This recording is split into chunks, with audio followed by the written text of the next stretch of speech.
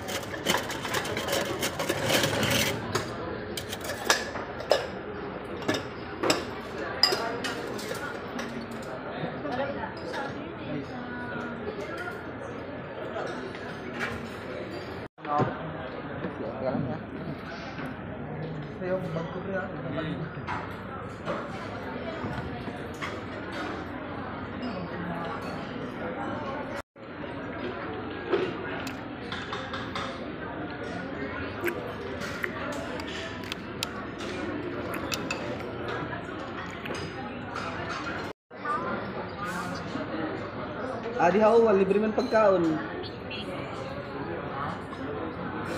Mga una ni kami.